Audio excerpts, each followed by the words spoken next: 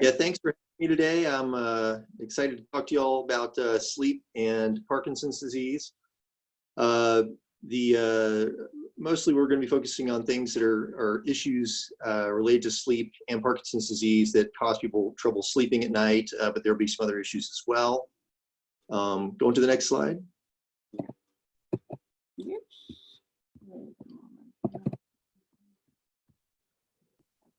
Oh, there we go. Yep.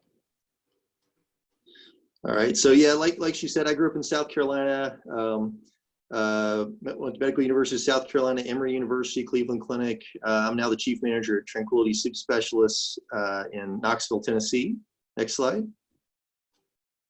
I've got a lot of slides on here today. Some of them I'm probably going to skip over a little bit and just y'all be able to look at them later on if you'd like in a little more detail. But I thought I'd give y'all a little overview of sleep disorders in general. So there are about 70 million Americans that have sleep disorders. On a chronic basis, it's really like 40 million. The sleep disorders are a pretty common issue in the world these days. It's definitely more of an issue for patients who have Parkinson's disease. It probably has multiple different factors that contribute to it, the motor symptoms that go along with Parkinson's disease, the medications that are used to treat it, and then just the neurodegeneration that goes along with Parkinson's disease probably directly causes some sleep disorders. Next slide. So sleep disorders that are commonly seen in Parkinson's disease: insomnia is a problem for patients with Parkinson's. REM sleep behavior disorder is definitely a common problem with it. Hypersomnia, meaning just being sleepy during the day, is a problem for a lot of people. Sleep disordered breathing, things like obstructive sleep apnea, restless leg syndrome, and then there's some theoretical stuff about circadian disruption that's an issue as well. But we'll talk about that too. All right, so some symptoms that go along with some of these issues. So sometimes people will have trouble falling asleep, or they have trouble staying asleep, or they're waking up too early and they just can't get back to sleep. This is what we usually talk about as insomnia. Go to the next one. So insomnia, patients have symptoms I mentioned before, as long as sometimes they just have this heightened feeling of arousal where they just kind of feel very alert and awake a lot, and that makes it hard for them to get to sleep.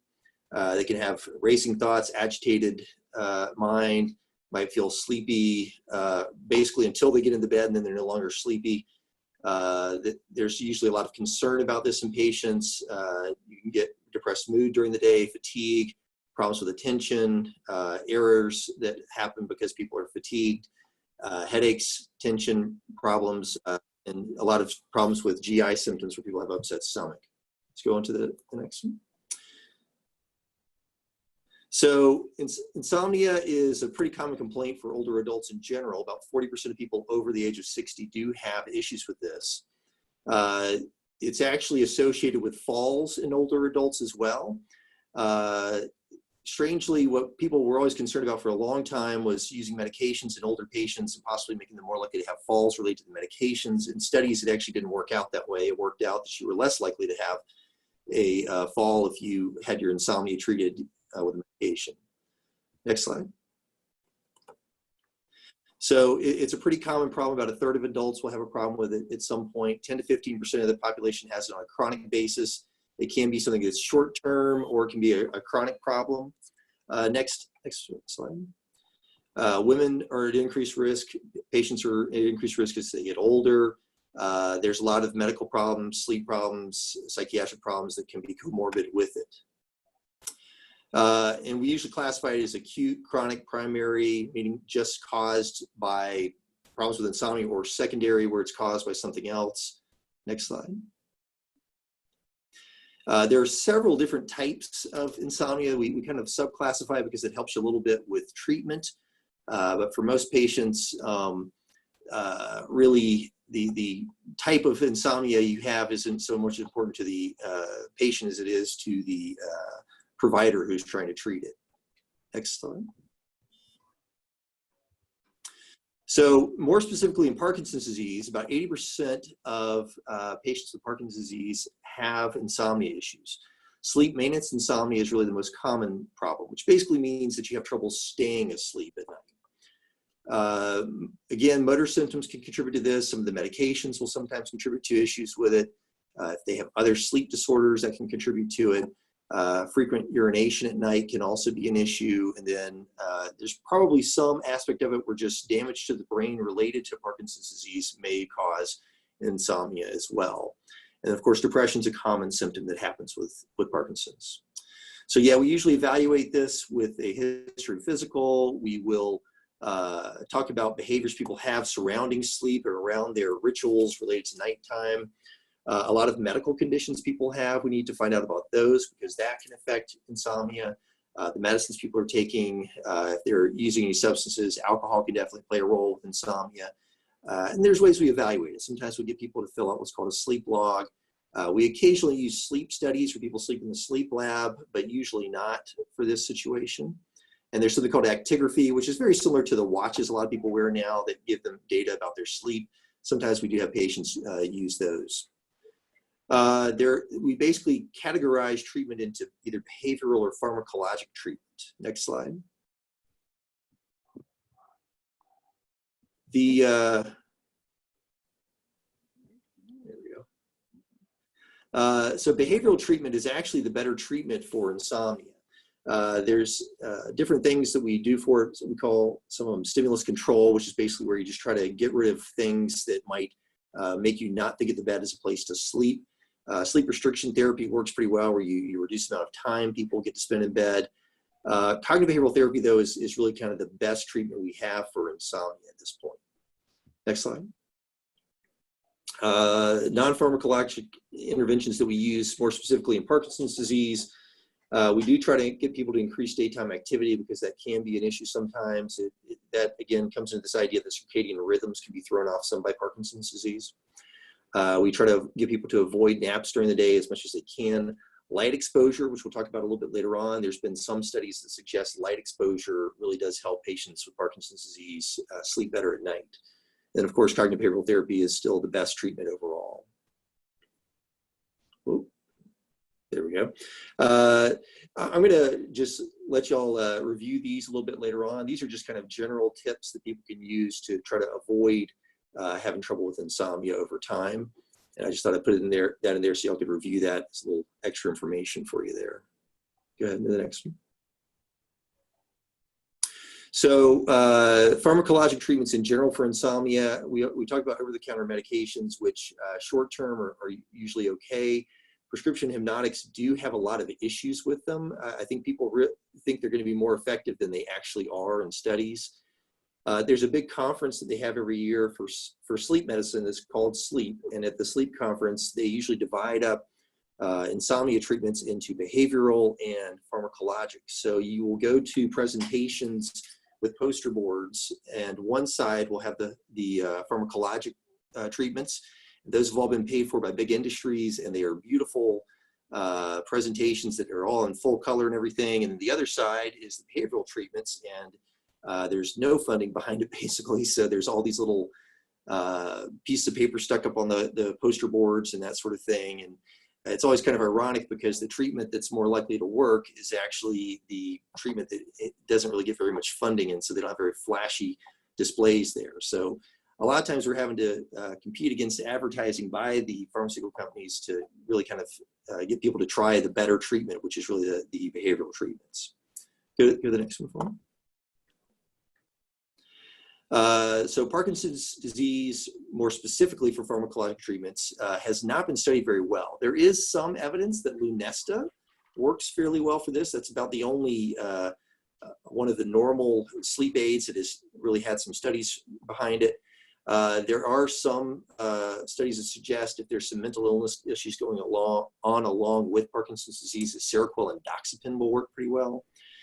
There's actually pretty good studies of Xyrem. So Xyrem works pretty well in studies, but there's a lot of concern about trying to use it in patients with Parkinson's disease just because it is a medication that is very controlled. It's the most controlled medication in the United States for patients. It's still just limited right now to patients with narcolepsy, but it did increase daytime wakefulness for patients with Parkinson's and help them sleep better at night.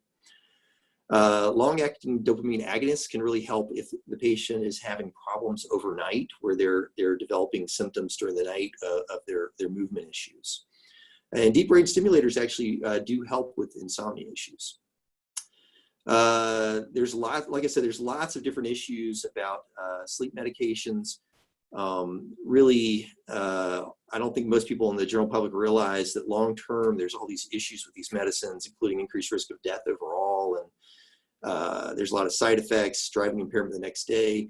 I encourage you, if you want to learn more about that, look at, there's a website called The Dark Side of Sleeping Pills, which is a pretty good website that actually goes over things in layman's terms about the issues related to long-term usage of sleep aids.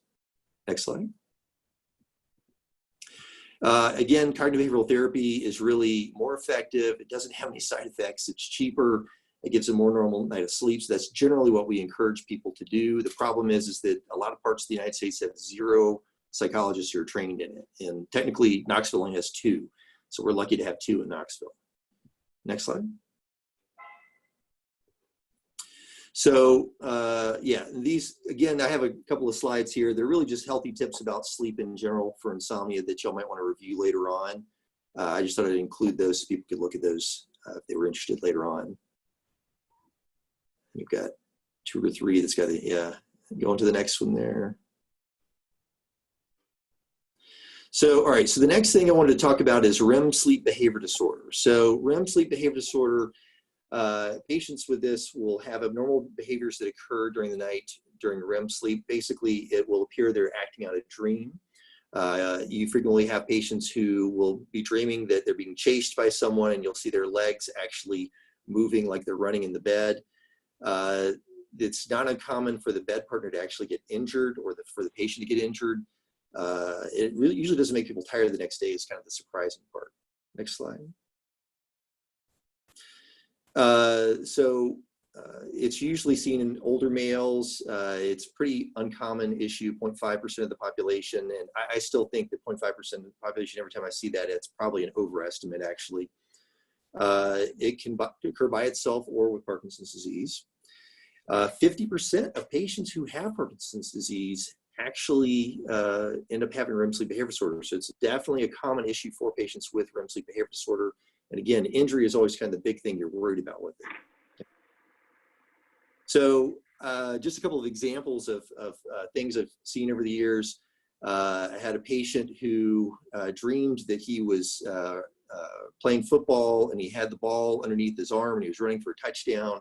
And actually, his poor wife, he had gotten a hold of her head, and he was making running motions while he had her head kind of under his arm there.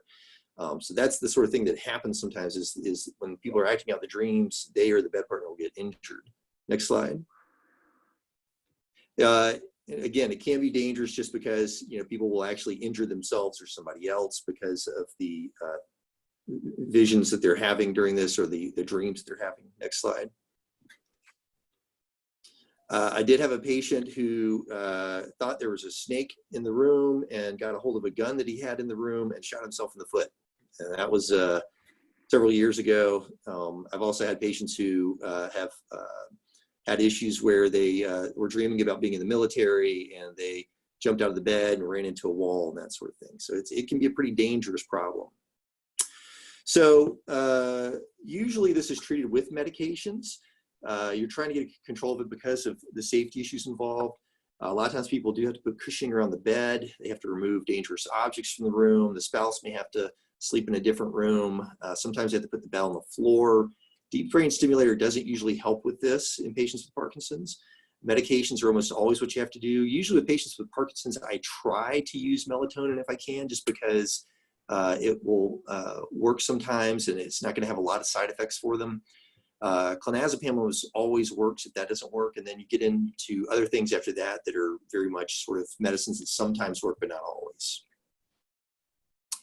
So next disease we're going to talk about, patients with Parkinson's are more likely to have this. The thing that I always have to reassure people about is you're not more likely to get Parkinson's if you have this. So basically, some patients will have problems with an urge to move their legs. There'll be an unpleasant or uncomfortable sensation, sometimes sort of a creepy crawly feeling they have. They feel like they need to move their legs over and over again. When they do move their legs, the sensation usually gets a little bit better for at least a few seconds, but usually comes back again. And this can go along with also involuntary limb movements that occur while they're asleep or awake. Next slide. So what I'm talking about is restless leg syndrome. It's underdiagnosed. It's probably between 5 and 15% of the population. Children may have growing pains that go along with this. It's more prevalent in women. It gets more common as people get older. Next slide. This is a disease that unfortunately has had a lot of issues with patients suggesting, or not patients, with the media suggesting at times that it's a made-up disease or something. Stephen Nissen, who's kind of a famous cardiologist at one point, suggested that it was a made-up disease. I was actually at the Cleveland Clinic where he was when that happened, and the sleep department quickly corrected him on that. Consumer Reports actually had a video one time suggesting it was a disease made up by the pharmaceutical companies too. But anyway, there's research actually showing genes that cause this, so it's definitely real. Next slide. So yeah, usually this is a primary condition that it's just a problem on its own, but it can be caused by different medications like antidepressants. Next slide. It can also be, it's common to occur during pregnancy. A lot of women don't ever have it until they get pregnant. It can be caused by iron deficiency, anemia. It actually is usually the first sign of iron deficiency. Anemia usually occurs much later.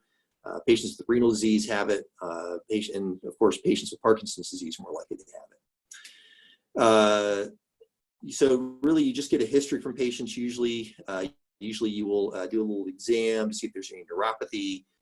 We don't usually do an overnight sleep study when we're just worried about restless leg syndrome. Next slide. So periodic limb movement disorder is something that's related to it. It frequently occurs along with it, where basically patients have movements in their legs while they're asleep. These are usually small movements, but it can disrupt sleep sometimes. Next slide.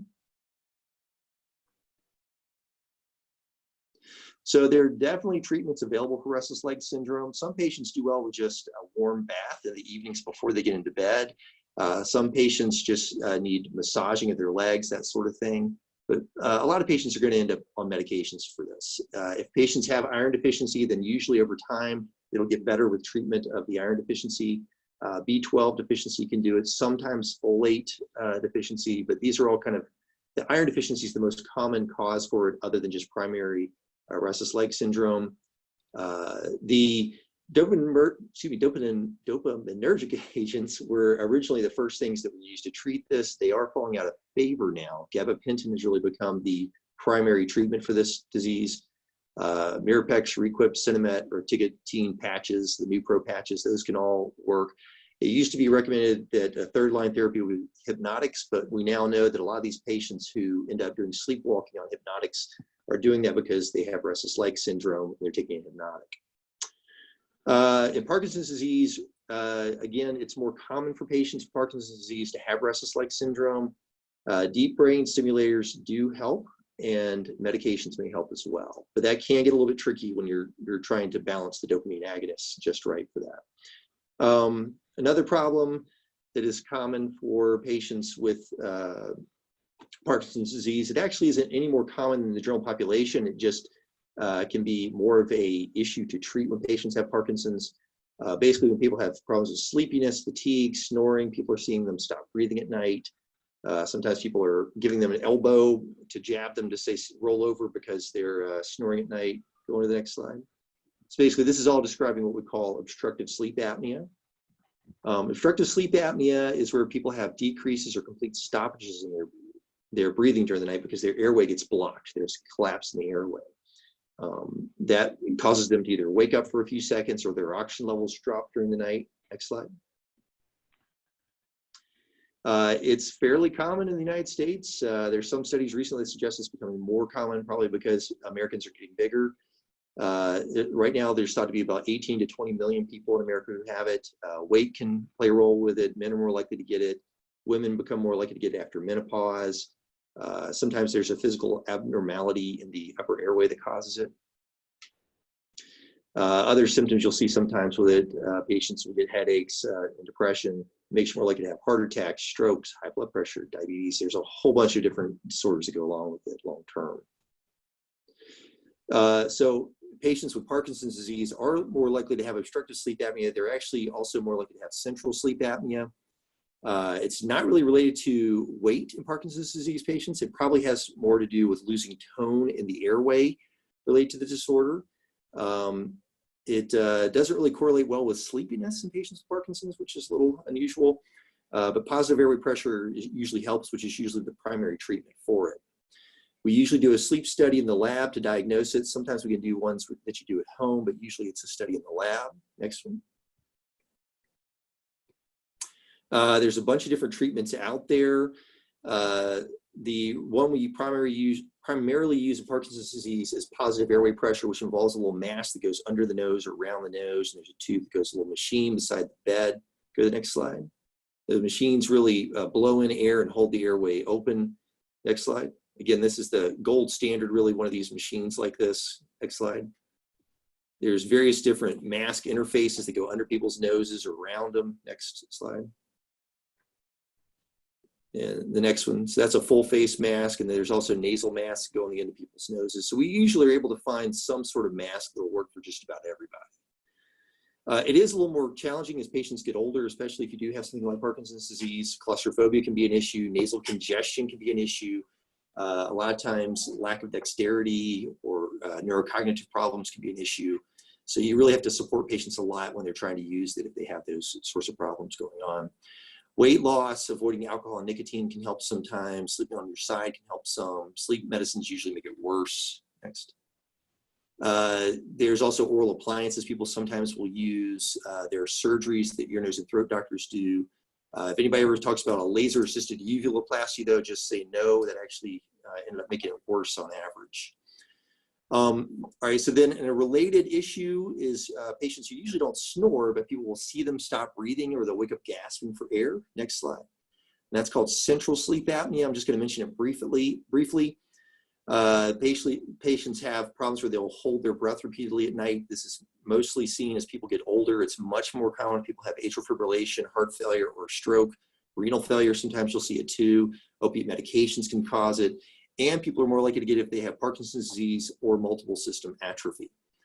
Again, you need an evaluation by a sleep specialist. For this, you definitely have to have a sleep study done in a lab to evaluate whether or not you have it. Next slide. Makes heart failure worse, makes pulmonary hypertension worse, and it has the other long-term issues that obstructive sleep apnea does as well. Next one. A lot of people think that Heath Ledger may have actually died from central sleep apnea related to the opiate medications that he was taking. He was known to have witnessed apneas in the past, and he was on opiates chronically. Next slide. So again, positive airway pressure is usually helpful, but usually you have to use what's called an automatic servoventilation system. That's actually the most likely thing to work, but sometimes people do have to use oxygen. Sometimes heart failure medication adjustment will help as well. Next slide. Complex sleep apnea is basically just central sleep apnea that develops in reaction to having the CPAP on. So that can be another form of sleep apnea that we see in basically all patients, but it's a little more likely to happen if you have Parkinson's. Next slide. So again, the circadian rhythm disorders, this is something that's thought to possibly be directly related to the neurodegeneration that goes along with patients. There is some evidence out there to suggest it might be an issue. There have been some studies suggesting just bright light exposure might actually make people less likely to have issues with that when they have Parkinson's disease. Hypersomnia is very common. It's about half of patients with Parkinson's that have this. It can be related to the medications. I'm sure most of you have probably heard at some point about the issue with dopamine agonists sometimes causing what we call sleep attacks. And these can be very dramatic. If you've ever seen it before, I mean, it really can be somebody's talking to you, and then within a couple seconds, they start looking sleepy, and then they're asleep. Some patients with Parkinson's will have this even without a dopamine agonist, but it's much more common with dopamine agonists. Other sleep disorders, of course, that patients with Parkinson's can have can cause it. Stridor is sometimes seen in patients with multiple system atrophy. That's actually multiple system atrophy is related to Parkinson's. They can have REM sleep behavior disorder, sleep disorder breathing, hypersomnia. Stridor is very common. This does get complicated because sometimes they need a tracheostomy to treat this. Sometimes they need CPAP. But that treating them with CPAP can even be a little bit complicated. Next slide. And then I just want to tell you a little bit what Parkinson's disease and sleep centers have in common is really that, it can be a little complicated to handle some of these issues in patients with Parkinson's. So really we can help not just diagnosing it, but with medication management and positive airway pressure treatment. Education and advising is very important. And we do have a unique perspective. If you ask most doctors in general, they're going to tell you sleep doctors know things that other doctors don't really know. But anyway, I'm doing McWhirter, and I'm at the Tennova Sleep Centers with Tranquility Sleep Specialists, and I'll take some questions now if you have questions.